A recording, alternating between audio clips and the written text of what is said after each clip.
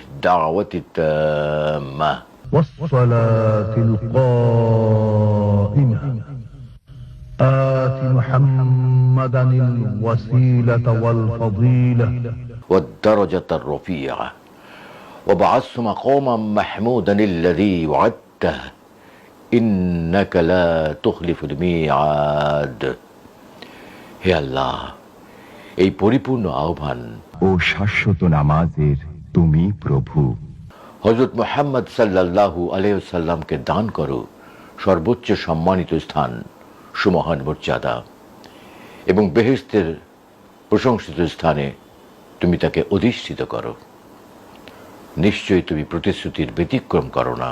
বিজ্ঞাপনে কণ্ঠ দিয়ে আমি লাখের উপরে ডকুমেন্টারি করেছি এবং আমার অভিজ্ঞতা, পাশাপাশি আবৃত্তি। তোমার ছবিটা দেখতে দেখতে ঘুমিয়ে পড়ি মা।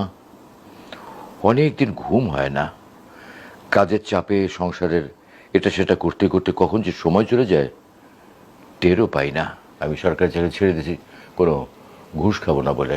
আমি আমার জীবনের শ্রেষ্ঠ কাজ যদি বলি, পবিত্র কোরআনের 30 পারা কোরআনের তর্জমা আমি করেছি। এটা এখান থেকে ওই সেই 80 দশকে, যতদিন আল্লাহ হায়াত রেখেছেন আমি আল্লাহর পথে থাকতে চাই। আমি অন্যায়কে প্রশ্রয় দিতে চাই না কখনো।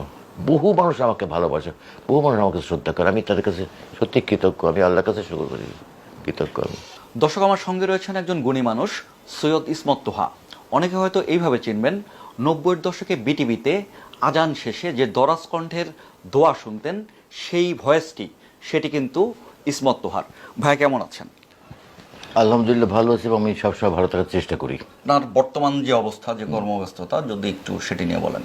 আমি তো কাজ করছি এখানে, মিডিয়াতে কাজ করি 55 বছর। 1970 থেকে আমার শুরু। আমার বাড়ি খুলনাতে, খুলনার বেতারা থেকে আমার শুরু। কিন্তু আমার অনুশীলনটা চলেছে যখন আমি ক্লাস 3-4 পড়ি, তখন থেকে। আমার কিন্তু কোনো ওস্তাদ ছিল না, নাইও, এবং কাউকে ফলো করতাম।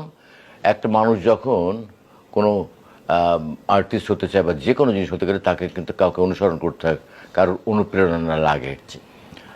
তো আমারও এরকম ছিল, কিন্তু সেটা তাকে আমি কখনো চোখে দেখিনি। আমি তার কণ্ঠ শুনে মুগ্ধ হয়ে তার মতো করে পড়ার চেষ্টা করতাম।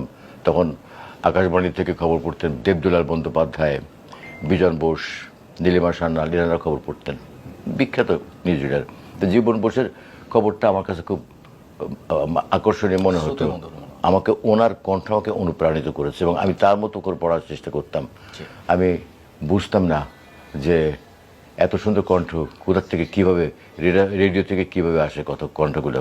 তখন তো বিটিভি অত ছিল না, বিটিভি মানুষ দেখতো, সবার বাসায় টিভি ছিল না। আমার বাবা খুব শৌখিন মানুষ ছিলেন, তো ওই শৌখিন মানুষের কথা, শৌখিনতার কারণেই আমাদের বাসায় সব কিছুই তখন আব্বা করতেন আর কি। তো রেডিও শুনতাম তখন। আমার যেমন এখন রেডিও খুললেই শুনতে পাই, শব্দ পাই, তখন রেডিও খোলার, যদি আপনি 7টার খবর শোনেন তাহলে আপনাকে 7টা বাজতে 2-3 মিনিট আগে খুলতে হবে। ভিতরে কতগুলো বাল্ব জ্বলবে, তারপরে আপনি রেডিওর শব্দটা শুনতে পাবেন। আল্লাহুম্মা রাব্বি